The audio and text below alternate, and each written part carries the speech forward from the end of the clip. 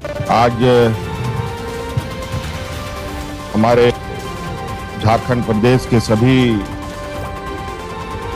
माननीय मंत्रीगणों के साथ वर्तमान के कोरोना संक्रमण,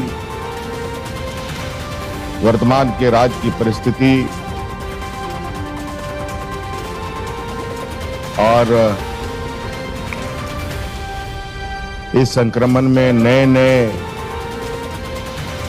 समस्याएं, नए नए समाधान हमारे राज्यवासियों की चिंता को लेकर हम लोग आज विचार विमर्श में बैठे हैं। आप सभी लोग, कई लोग अपने अपने क्षेत्रों में हैं, अपने अपने जिलों में हैं। आप सब लोग आज इस वेबिनार से जुड़े, आप सबका मैं हार्दिक अभिनंदन करते हुए अपने सभी पदाधिकारियों का स्वागत भी करता हूं, अभिनंदन भी करता हूं, अपनी ओर से जोहार करता हूं। जैसे कि आप सबको मालूम है, अभी हम कोरोना संक्रमण के दूसरी लहर से गुजर रहे हैं और ये दूसरा लहर काफी घातक साबित हुआ है, ये हम सबको मालूम है। हम सभी लोगों ने कई अपने चाहने वाले लोगों को, कई परिचितों को, कई रिश्तेदारों को, कई सगे संबंधियों को हम लोगों ने खोया है। और ये संक्रमण इतना घातक हुआ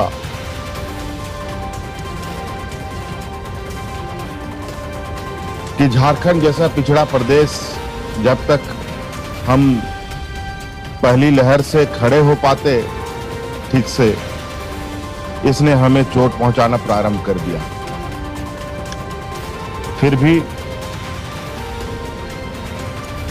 झारखंड प्रदेश, हमारे यहाँ के लोग, हमारा यहाँ का सामाजिक, हमारी यहाँ की व्यवस्थाएं, यहाँ का वातावरण, यहाँ के लोगों की सहनशीलता है कि हम कोई भी मुसीबतों में इतनी जल्दी घबराते नहीं हैं और चुनौती का डटकर सामना करते हैं।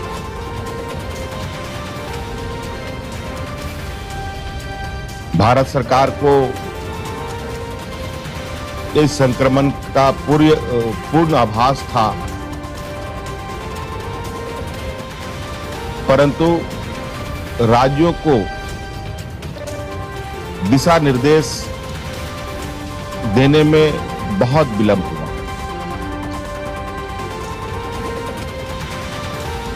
और अंतोगत्वा पूरा देश इस भयावह संक्रमण से ग्रसित हो गया। हमें तो सलाह मिली थी कि या पूरे देश के सरकारों को, देश के राज्यों को सलाह दी गई थी कि देश में लॉकडाउन नहीं लगना चाहिए।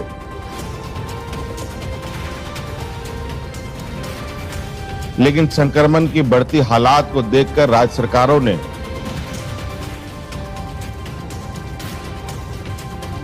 अपने अपने तरीके से निर्णय लेना प्रारंभ किया और आज पूरा देश में कहीं आंशिक रूप से लॉकडाउन है तो कहीं पूर्ण रूप से लॉकडाउन है। कई लोगों ने इस लॉकडाउन का अपना अपना तरीके से नामांकन भी किया। हम लोगों ने भी विगत 22/4 से राज्य में स्वास्थ्य सुरक्षा सप्ताह मनाना का निर्णय लिया, क्योंकि हम जिस प्रदेश में हैं ये आदिवासी, दलित, पिछड़ा, अल्पसंख्यक बहुल ये राज्य है, जहां पर हमारे 75% लोग ग्रामीण क्षेत्रों में वास करते हैं, जहां पर हमारे मजदूर, किसान की संख्या सबसे अधिक है। तो हमारी प्राथमिकता जीवन और जीविका को भी लेकर चिंताएं रही हैं। इसलिए हम लोगों ने स्वास्थ्य सुरक्षा सप्ताह के नाम पर एक हफ्ते का, आधे दिन का हम लोगों ने ये कार्यक्रम प्रारंभ किया और इस सप्ताह को हम लोगों ने 3 बार लगातार रिपीट किया और इस दौरान जो हम लोगों ने आकलन किया, जो आप लोगों ने प्रेजेंटेशन के माध्यम से देखा होगा कि किस तरीके से हम लोगों का ये संक्रमण घट रहा है, तो हम लोगों ने ये आकलन किया कि हम तो संक्रमण कंट्रोल करने की स्थिति पर हैं और स्थिति की ओर जा रहे हैं, लेकिन इसमें गति कैसे दी जाए, इसका क्या कारण है जो ये तेजी से हम लोग इसको नहीं कंट्रोल कर पा रहे हैं। तो पता चला कि हम लोग इस स्वास्थ्य सुरक्षा सप्ताह तो लगा है, लेकिन हम लोगों के राज्य में अंतरराज्यीय मूवमेंट जारी है। और चूंकि झारखंड में ये 24 जिला में मात्र एक आध जिला को छोड़कर सभी जिला कोई ना कोई राज्य से जुड़ा हुआ है। कोई यूपी से जुड़ा हुआ है, कोई बिहार से जुड़ा हुआ है, कोई छत्तीसगढ़ से जुड़ा हुआ है, कोई उड़ीसा से, कोई बंगाल से। और इन राज्यों में झारखंड से बुरी स्थिति आज के दिन में है। और अंतोगत्वा हम लोगों ने अंतरराज्य मूवमेंट को रोकने का निर्णय लिया। जो ये आखिरी बार जो हम लोगों ने 13 तारीख को जो निर्णय लिया, अंतरराज्य मूवमेंट,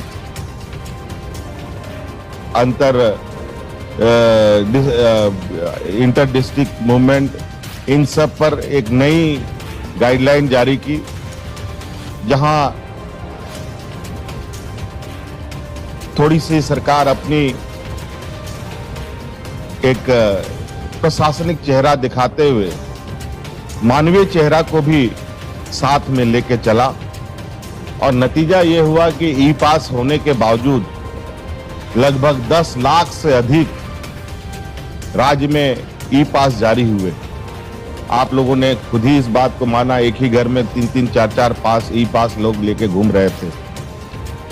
लेकिन हम लोगों को पता है कि हमारे राज्य में लोगों की मनोदशा क्या है। धीरे धीरे इस पर भी हम लोगों ने कड़ाई करना प्रारंभ किया और नतीजा आज हम अपने संक्रमण की दर को 50% घटा चुके हैं। जहां 15-15, 16-16 हजार लोग संक्रमित मिलते थे, आज 2000-2500 लोग संक्रमित मिल रहे हैं। और हमारी रिकवरी रेट भी बहुत तेजी से बढ़ रही है। हालांकि एक आंकड़ों के आधार पर चिंता की बात है कि आज मृत्यु दर में देश में हम सबसे ऊपर हैं। हमसे भी कम लोगों की मृत्यु यूपी राज्य में हो रही है, बिहारों में हो रही है।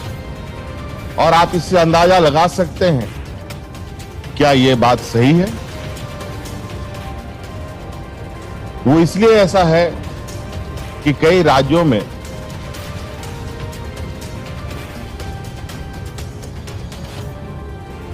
कई चीजों को बहुत मैनिपुलेट तरीके से चलाया जा रहा है। लेकिन हमारी सरकार की प्राथमिकता है कि हम पूरी पारदर्शिता के साथ मरने की संख्या, टेस्टिंग की संख्या, लोग सुरक्षित हो रहे हैं, उनकी संख्या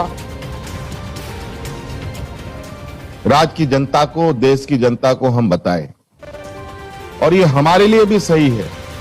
जब तक हमें सही आंकड़ा नहीं मिलेगा, हम सही लक्ष्य और सही रास्ते ढूंढ पाने में हम नाकाम हो सकते हैं, हमें धोखा हो सकता है। और आज यही वजह है कि आज हम लोगों ने दूसरी वेव में अपने आप को मजबूती से खड़ा करते हुए तीसरी वेव की तैयारी शुरू कर दी है, जो मुझे लगता है देश में शायद झारखंड प्रदेश एक पहला राज्य होगा जहां इस पर अपना पहला कदम आगे उठा चुका है। हमारे पास सीमित संसाधन हैं, हमारे पास सीमित डॉक्टर हैं, हमारे पास सीमित नर्सेस हैं, पैरामेडिक्स हैं। हमको इन लोगों का सहयोग के साथ हमें इस राज्य को आज इस संक्रमण से बचाना है। आज इसीलिए हम लोगों ने पूरे देश के पैमानों में बड़े डॉक्टरों के साथ एक वेबिनार किया। लगभग 1000 डॉक्टर इसमें हमारे साथ जुड़े। सब लोगों ने अपनी राय सुझावें दी हैं। कई लोगों को और जोड़ने, कई लोगों को और विचार लेने की आवश्यकता थी। समय के अभाव में हम लोग नहीं ले पाए, फिर भी हम लोग चारों तरफ दिन और रात हमारी प्रशासनिक व्यवस्थाएं, स्वास्थ्य व्यवस्थाएं, हमारे हेल्थ कर्मी दिन रात चीजों पर लगे हैं।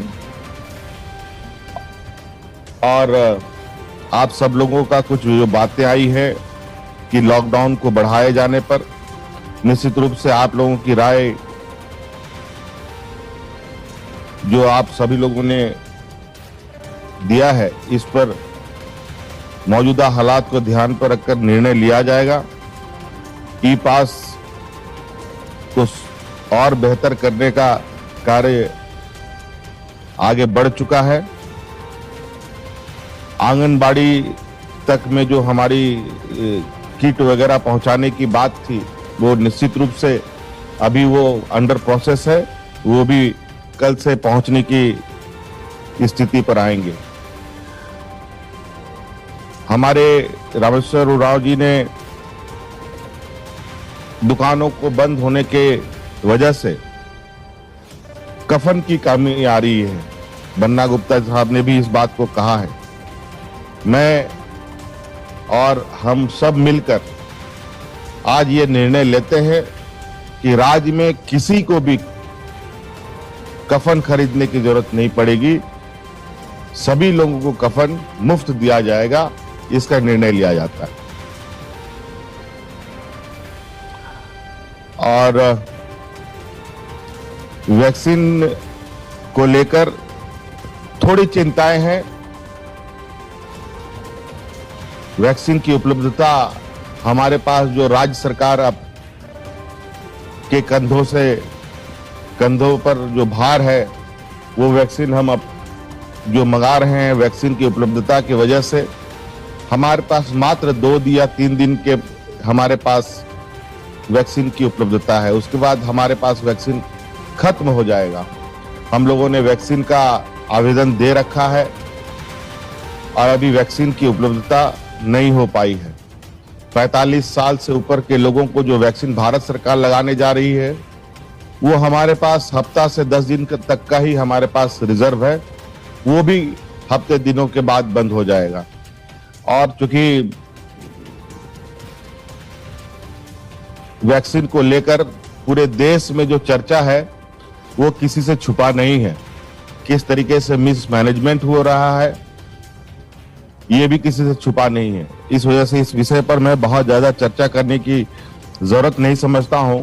हमारी प्रयास है कि हम अधिक से अधिक किसी तरीके से वैक्सीन की उपलब्धता सुनिश्चित करें। आज से 35 दिन पहले जो राज्य की स्थिति थी, आप सब लोगों को मालूम है कि पूरा शहर एम्बुलेंस की सायरनों से गूंजता था। अभी आप खुद महसूस करते होंगे कि शहरों में कोई के दिन में यदा कदा एम्बुलेंस की आवाजें सुनाई देती है। और चूंकि शहरों में बड़े अस्पताल हैं, लोगों का शहर में आना और इलाज कराना प्राथमिकता होने की वजह से हम लोगों ने शहर को प्राथमिकता के आधार पर लेते हुए अपने संसाधनों के आधार पर शहरों को बहुत हद तक शांत करने में हम लोग कामयाब हुए हैं। अब हमारा पूरा फोकस ग्रामीण क्षेत्रों पर है और ग्रामीण क्षेत्रों के लिए हमने आज ही से एक कार्यक्रम हम लोग प्रारंभ करने जा रहे हैं, जो वो कल से ग्रामीण क्षेत्रों में सक्रिय हो जाएंगे। और इसके लिए हम लोगों ने ग्राम स्तर का सर्वे और जांच प्रोटोकॉल का एक सिस्टम भी बनाया है, और जिसमें हमारे जो लोगों का टीम रहेगा, आंगनबाड़ी सेविका, सहायिका, मुखिया और हम लोगों के नर्सेस, ये इन सभी लोगों को हम लोगों ने इसमें शामिल किया है। जो कुछ दल गांव-गांव, घर-घर जाकर के लोगों की जांच करेंगे और पंचायत स्तर पर एक स्टैटिक्स, एक सेंटर बनाया जा रहा है, जहां पर ऑक्सीजन और टेस्टिंग किट की उपलब्धता होगी। ग्रामीण क्षेत्र में जो हमारे सर्वे करने वाले टीम जाएंगे, जिनको लगेगा कि कोई कोरोना पॉजिटिव है, उनके सिम्टम्स है, तो पंचायत स्तर के सेंटर में उनको पहुंचाया जाएगा, जहां उनका टेस्ट किया जाएगा और टेस्ट के अनुरूप उनको सेंटर में रखा जाएगा या फिर जिला भेजा जाएगा, ये निर्णय लिया जाएगा। और जो साधारण सर्दी, खांसी, बुखार है, उन सभी का किट हम लोगों ने ये निर्णय लिया है कि राज्य के हर दूसरे घर में हम लोग ये कोविड किट पहुंचाने की चीजों को सुनिश्चित करने का निर्णय लिया जा रहा है, ताकि दवा की उपलब्धता हर एक दूसरे घर में सुनिश्चित की जा सके और लोग साधारण बीमारी जो सर्दी, खांसी, बुखार है, इससे ठीक हो पाए। वो इसलिए भी जरूरी है कि वैक्सीनेशन का जो काम है और वैक्सीनेशन जो हमें कराना है, हम उन्हीं व्यक्ति को करा सकते हैं जो व्यक्ति पूर्ण रूप से स्वस्थ हो। अगर किसी तरीके से कोई बीमार हो, कोविड ना होते हुए भी सर्दी, खांसी का भी बुखार हो, तो उसको हम ये वैक्सीन नहीं लगा सकते। नहीं तो हो सकता है कि इसका साइड इफेक्ट हो सकता है। इसलिए इससे पहले हमें हर व्यक्ति को पहले सुरक्षित करना है और इसके लिए उन तक हमारा मेडिसिन, उन तक हमारी जांच दल को पहुंचना आवश्यक है। हर प्रखंड स्तर पर 2 एम्बुलेंस की व्यवस्था हम लोग कर रहे हैं। हर पंचायत में ऑक्सीजन युक्त बेड की ऑक्सीजन उपलब्ध करा रहे हैं, टेस्टिंग किट उपलब्ध करा रहे हैं, मेडिसिन किट उपलब्ध करा रहे हैं।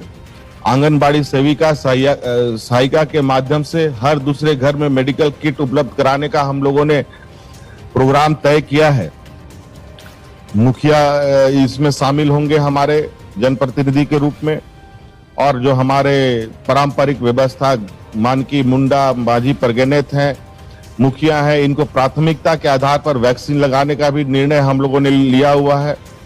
हम लोग ने वहां पर जो भी ग्राम स्तर पे जो हमारे जनप्रतिनिधि हैं और सामाजिक अगुआ लोग हैं, इनको हम लोग वैक्सीन लगाने जा रहे हैं।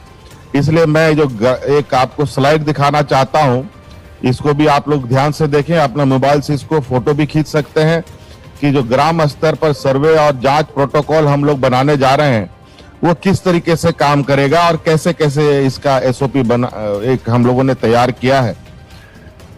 इसको दिखाया जाए जरा सा, आप लोग देखें। हो सकता है कि इतना जल्दी नहीं पढ़ पाए, मोबाइल से इसका फोटो खींच करके उसको आप लोग आराम से देख सकते हैं।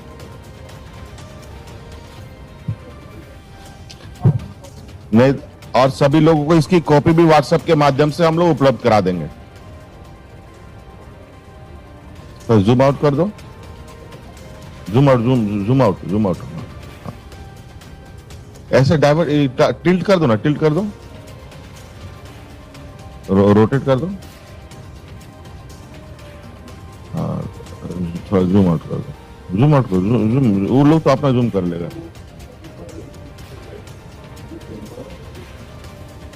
हाँ हाँ, नहीं नहीं नहीं नहीं, पहले ये ऐसे ऐसे नहीं नहीं नहीं, फोटो नहीं खींच पाएगा ना, अलग अलग खींचना पड़ेगा उसको, 2-3 फोटो खींचना पड़ेगा।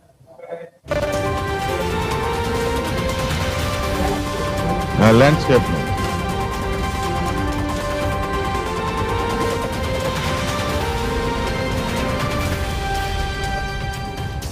हाँ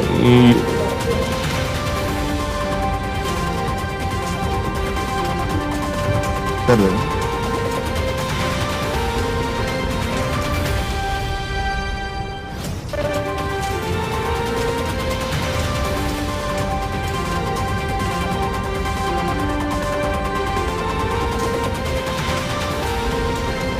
ऐसे लोगों को कहाँ कहाँ जांच होगा, कैसे रखा जाएगा, ये पूरा पंचायत से लेके जिला स्तर से लेकर के जिला स्तर तक का ये हम लोगों ने किया है। और इसमें सभी लोगों को हम लोगों ने एएनएम वगैरह भी इसमें शामिल है। और विगत हफ्ते दिन से इन सभी लोगों का प्रशिक्षण कराया जा रहा है। पूरा सघन इनका ट्रेनिंग की जा रही है और इनका सहयोग से हम लोग और ये लगभग कितने दिनों तक का ड्राइव है? 10 दिन का ये ड्राइव है। 10 दिनों में हम पूरे राज्य के ग्रामीण क्षेत्र के हर एक घर में पहुंचकर पूरी राज्य की वास्तविक स्थिति जानने की कोशिश में हम लोग हैं। और ये 10 दिनों के बाद हम लोग नए कहाँ किन क्षेत्रों में क्या करना है, कैसे हमको आगे कार्य योजना बनाना है, ये हम सुनिश्चित करेंगे। वापस आइए।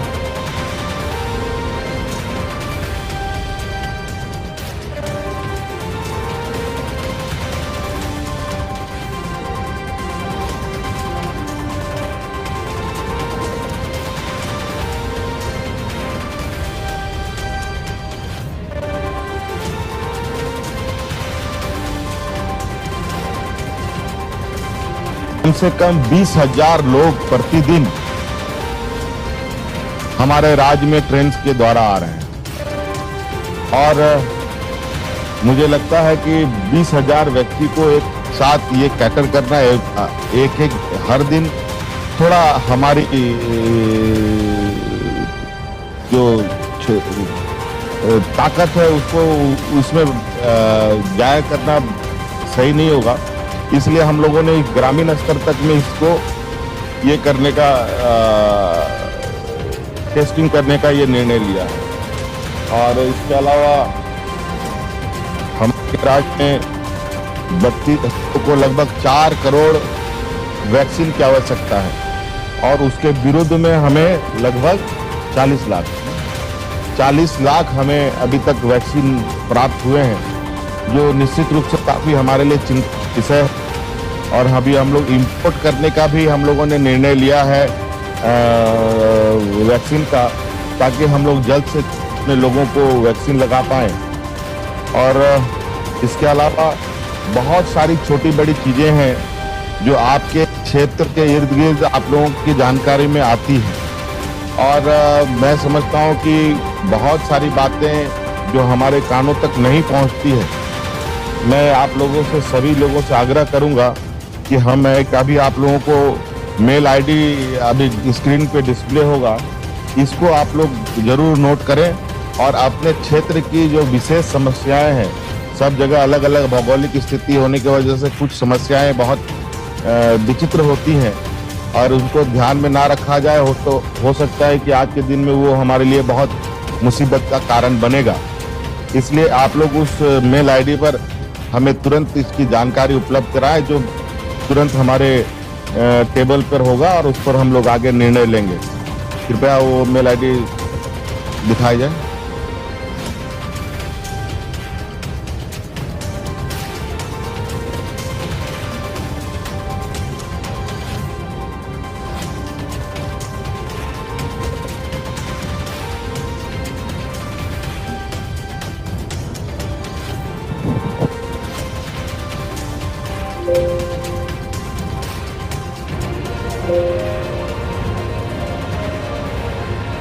जय जरूर।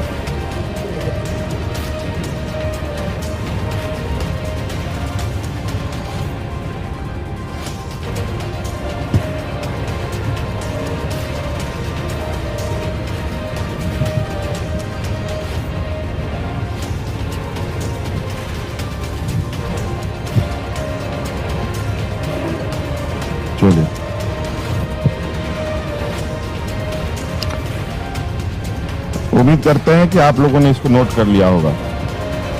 बैक आएगा।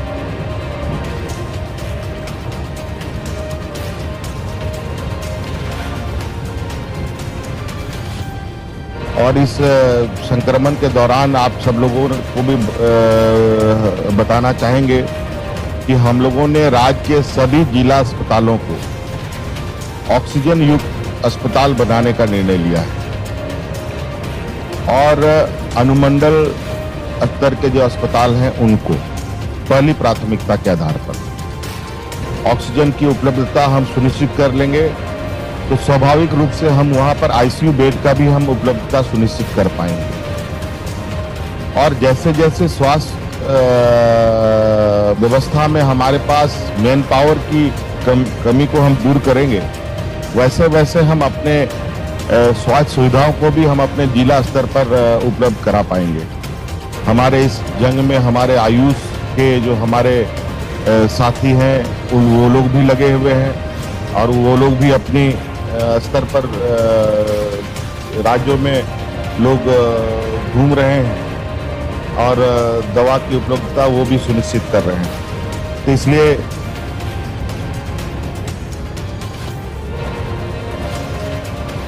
मुझे लगता है कि आप सब लोगों को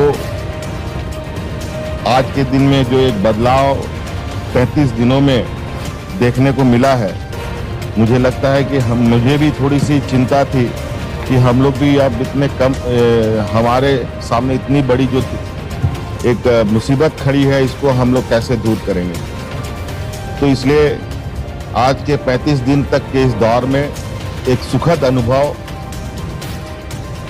और एक हम लोगों के लिए एक ऊर्जावर्धक समय कहा जा सकता है और हमारे लिए, आप सबके लिए, राज्यवासियों के लिए एक मोरल हम लोग को एक ताकत मिलती है कि हम लोग इस जंग को निश्चित रूप से जीतेंगे और अभी हर पल को ध्यान में रखते हुए आगे के निर्णय लिया जाएगा। और आप लोगों का समय समय पर सुझाव के लिए निश्चित रूप से बहुत बहुत आप लोगों के लिए हमारे लिए ये वो सभी सुझाव बहुत महत्वपूर्ण होंगे। आप कृपया हमें भी समय समय पर वास्तविक स्थिति से अवगत कराएं अपने क्षेत्रों का। आज इन्हीं बातों के साथ कुछ चीजें, बादल जी का विषय है, अभी चक्रवात आने वाला है और इस विषय पर हमारी पूरी चिंताएं हैं। हमारी जो उद्योग घराने हैं हमें किस तरीके से सपोर्ट करें और